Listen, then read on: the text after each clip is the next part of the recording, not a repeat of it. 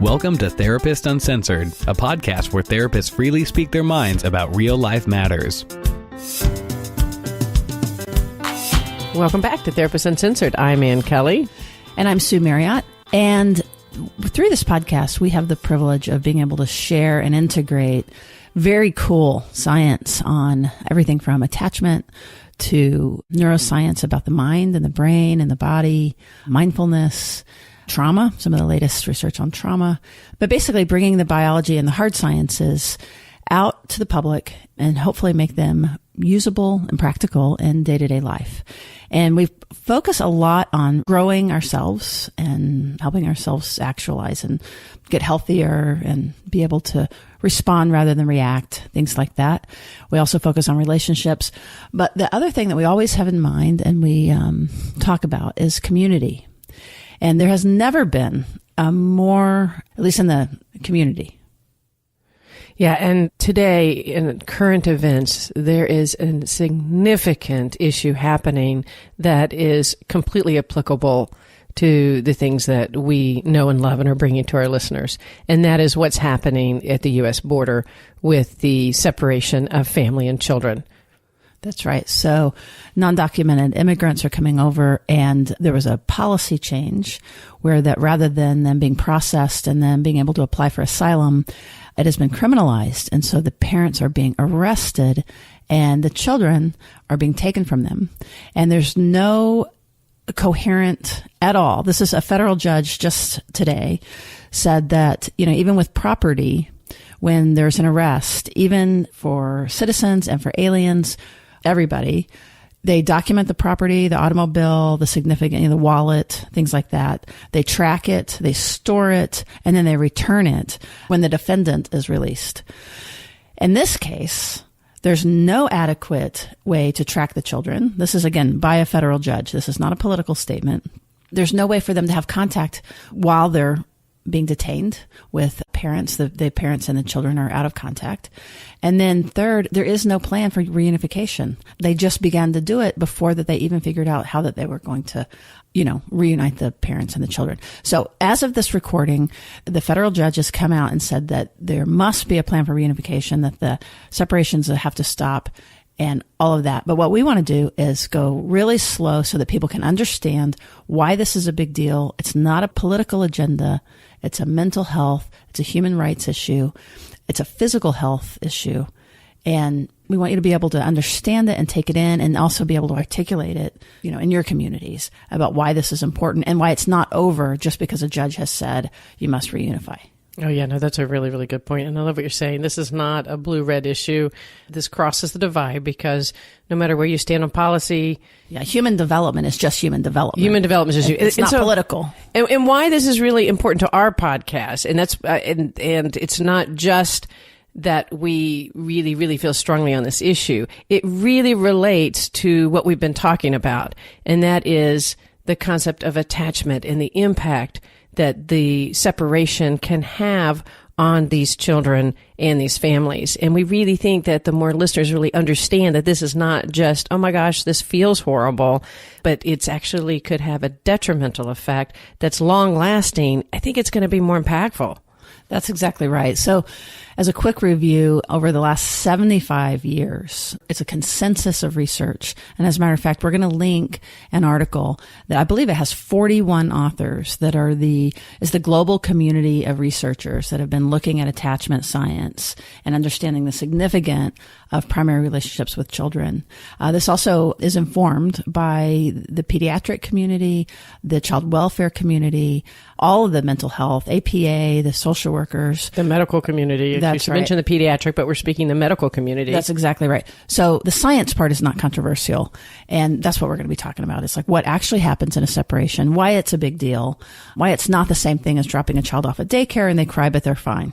Right. Right. And this article that you're mentioning that has over, I think you mentioned 40 authors, the reason they've written so succinctly about this specific topic about the separation at the border is because everyone that studies in this is really, really profoundly impacted because we have the knowledge of the impact this has, and they felt compelled to get this out too. So this is part of our desire in our podcast, is to get this kind of amazing research able to get out brought far and wide.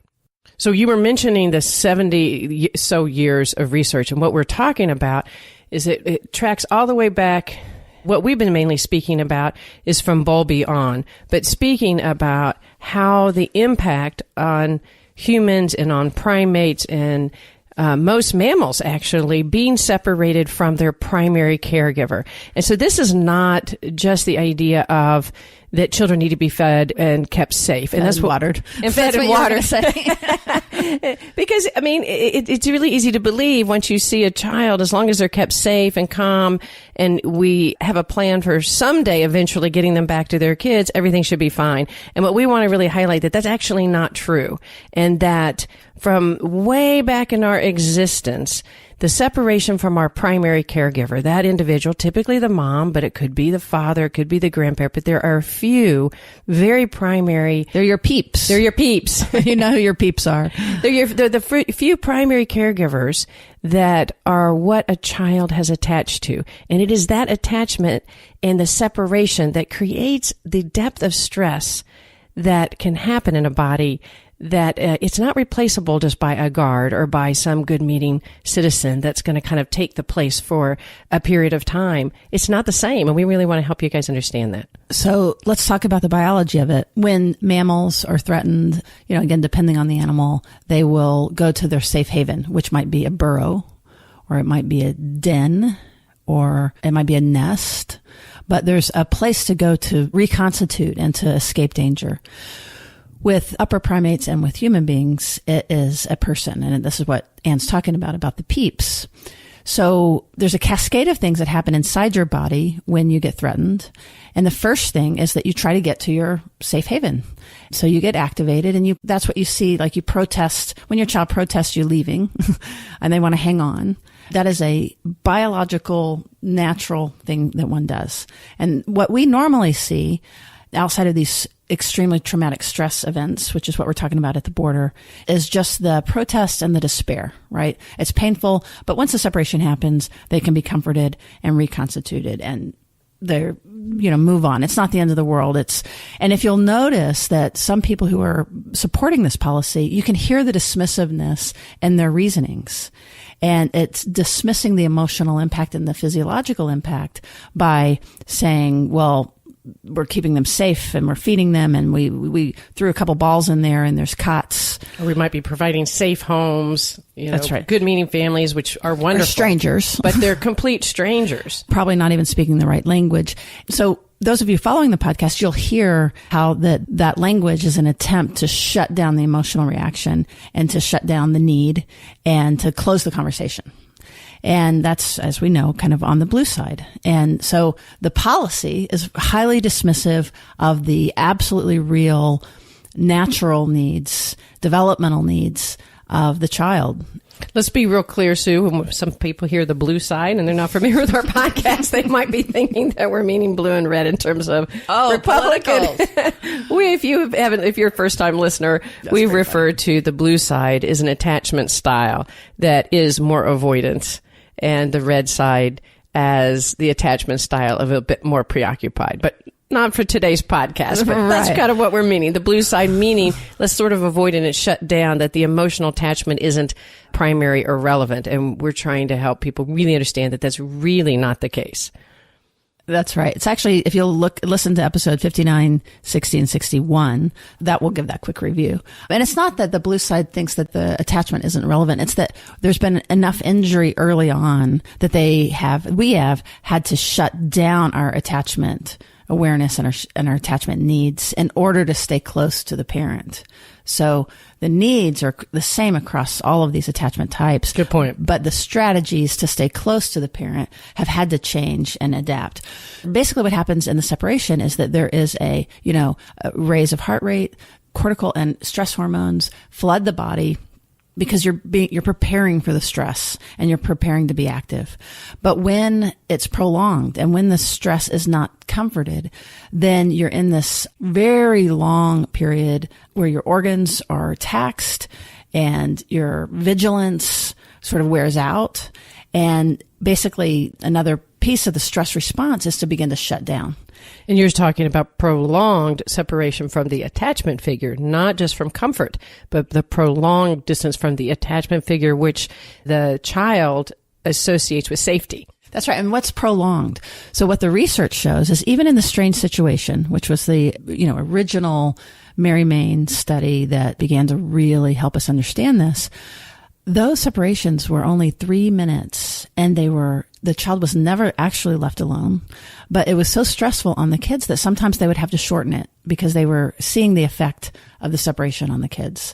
And the interesting thing about that is the name of it is the strange situation. So what they inserted was a stranger instead of the primary caregiver, and that was enough for all children generally to experience some internal significant distress. Just 3 minutes with a stranger. That's exactly So if you right. stop to imagine the impact of that and imagine what you're reading, where these children are all of a sudden waking up and their parent is gone in some cases. They don't know where. They don't know whether they're going to see the parent again.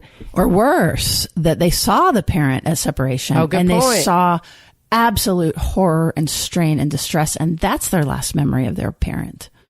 And they don't know when they're coming back. And there's no contact. They don't know when they're coming back. They're on a concrete floor behind chain link fence. Again, we read this morning of a review by Elizabeth Warren, who toured the facilities. And this is what's happening. Let's take a quick moment out to thank our sponsor. Now, our listeners come from all types of professions and backgrounds all over the world, and we're so happy about that. And we are also really honored that many of our subscribers are mental health professionals like Sue and myself. And like us, many of you did not become clinicians because you were ecstatic about focusing on the business aspect of your practice. We want our attention to be on our clients and other really important endeavors. And that is where Theranest comes in. Now, Theranest is a practice management system for mental health professionals, and it can really help easily streamline your whole entire practice. It has a client portal for scheduling and great calendar organization. It has HIPAA-compliant notes and documentation, one-click claim submissions, credit card processing, and one of the really great parts also, it has a really amazing live customer service. So there's no reason not to check it out. You can try it for free. And as a listener, they are offering you 20% off for the first 3 months. And how you would get that is you would go to Theranest.com/therapist uncensored. We'll have a link on our website. So that is Theranest.com/therapist uncensored. All right, let's get back to our show. Part of what we're talking about, then when we're talking about the distress, is also the impact, not just in the moment in the cortisol, the impact that toxic stress will have on the children's bodies. And that this is not a temporary impact. This isn't just, what we're talking about it is that there's going to be a temporary impact of a stress hormone, and then we're going to move on about our day. We're talking about a chronic and toxic level of stress that likely is happening in these children's bodies that could potentially significantly impact, like you were saying earlier, Sue, their brain development. And this could be long-term impact. This isn't short-term impact. That's right. So we're not speaking about any particular child, of course, but we are talking about the science of the mind, and that when these stress hormones have been prolonged and unresolved, that basically it can change the architecture of the brain. It changes how we respond to anxiety. It changes how we are able to think and process information. It changes even our capacity to learn and to sort of update our models. Again, this is research that when people have these neuroanatomical changes, it affects memory, it affects stress regulation, substance use, and even parenting in the next generation.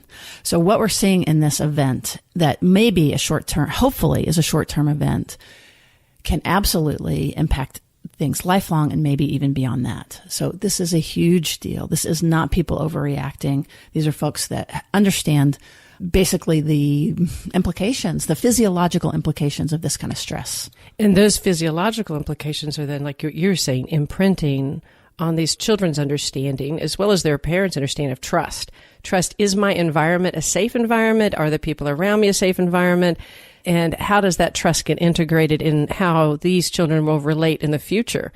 That's right. And it's not just trust like conscious trust. It's the body, it's biologically imprinting. Right. So it's not even as high of a level of a thought. It's just an unconscious filter that will come in, and so the body will respond differently.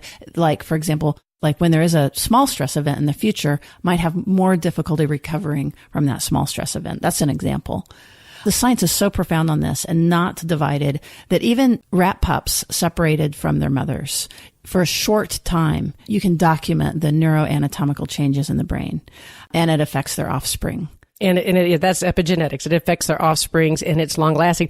And what's interesting about that is that because research on primates, et cetera, have shown such a devastating and long-term effect and not a temporary effect. Yeah, think of Harlow monkeys. If anybody has that image of those poor baby monkeys in a wire cage. Absolutely. And the ethics boards, because that it actually can change the structure for those infant primates, the ethic boards in animal studies don't allow a long-term separation. So our research with animal and primates, thankfully, don't get me wrong, thankfully, are really governing things to happen so that they don't happen like we are doing with humans right this second at our border. Right. So basically what you're saying is that undocumented human immigrants have less rights than lab animals. A little bit right now. I have confidence that the outpouring right now is going to shift and is shifting that. And that's part of what we want to be part of. And we want to help people understand that this is not just a sort of woo-woo, oh, this just is making us feel bad.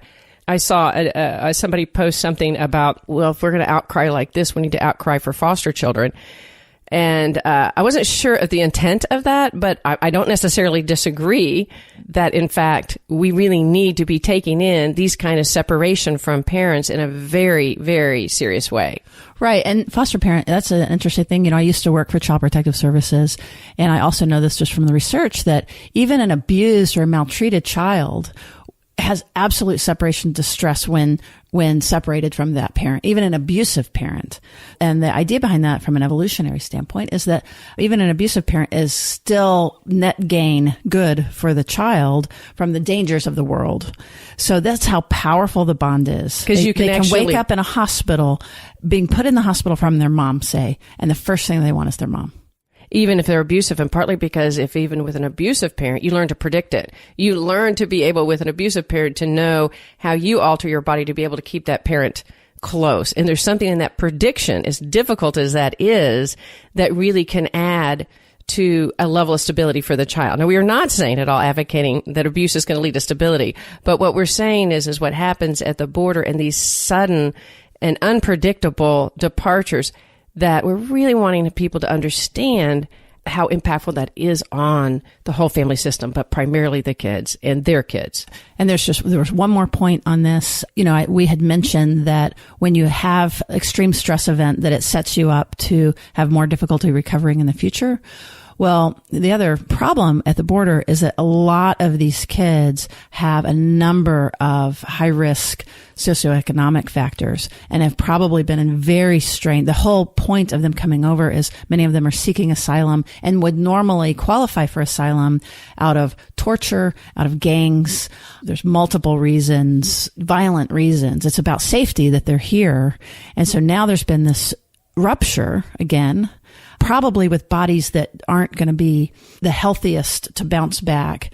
And then the parents are under such strain that even if they can get an interview, a request for asylum, which is what they have to do, because they have to make a case for themselves about why that coming over is a life event, you know, is protecting their life. And it's going to be much harder for them to be able to do that, you know, when they're in disillusion because that they have lost their child. And we actually read specific examples with parents, like a father trying to run and take his adolescent boy away from El Salvador so that they were not being forced to join a gang, trying to, and we were... Right. He left his wife and his daughters to protect his son. To protect his son from having to join a gang. And that's one of the kids that is in detention now. Yes, exactly. Or Elizabeth Warren, a mother that has fed water to a police officer. Where was that? And that because Cambodia. of that... Oh, yes, that's right. And because of that, the gangs had decided that she was colluding with the police. So her mother life was at risk. And her children's life. So she took her children and she ran. And this mother, having her children suddenly removed from them. She has no idea when and if she's going to see these children again. And now she's saying, can you tell me your story? And what they're noting, the attorneys that are interviewing these mothers are noting that they can't get the story because they can't get regulated. They are so dysregulated about their loss of their children, they can't even articulate. Their whole brain is responding in such a level of primary distress that they're not able to produce an articulate story. So not to be too depressing, really this is more a call to pay attention and also an example of the science in action. And toxic stress isn't just happening at the border. Like Ann mentioned earlier, foster care is another, of course, really good example that we should pay attention to. But many of us in our lives have stress and strain. And so it's really, again, an invitation to take very seriously this dangerous chemical if flooded and if, if it stays in our body for too long. And that's like the stress we're feeling right now as the dog is barking in the background. I'm just going to introduce Cooper. That's his name. He's saying hello. So anyway, just wrapping this back up to all of us and all of our listeners, that we also talk a lot about mindfulness and meditation and therapy and turning towards close others. All of these things are ways to modulate stress. And even hearing this super distressing news and being helpless to do anything is another form of, pretty severe stress. And actually working with mindfulness, but also in action. When we hear chronic stress, we feel chronic stress because we feel helpless. If there's anything we can do to take action, that really, really does help the process. And that's one thing that's pretty impactful. There are a lot of people that are really standing up against what's happening at the border and are really actively engaged in trying to intervene. And that's really a hopeful outcome, I think. That includes us. We are on the list to go down there and do interviews with the kids and things like that. What we know right now is that there's a backlog of people wanting to volunteer. However, there are places to fund, and we will put the GoFundMe and we'll put a couple of links for folks that want to do something to try to help this crisis. That would be great. So we really appreciate you listening. And again, we're going to attach that article and things you can do. And we'll keep that updated. Right now, we'll put what we know. But if new things come along, we'll put that on the show notes as well. So thank you so much for listening. If you enjoyed what you hear, please feel free to pass it on. If you enjoyed it, or this one might not have been so fun, but if you find it valuable. That's a good point. This is not a woo-woo dialogue. Yeah, and we would also appreciate any kind of feedback. We really do listen and appreciate any time that you could take to rate and review us. All right, thanks. We will see you around the bend. Therapist Uncensored is Ann Kelly and Sue Marriott. This podcast is edited by Jack Anderson.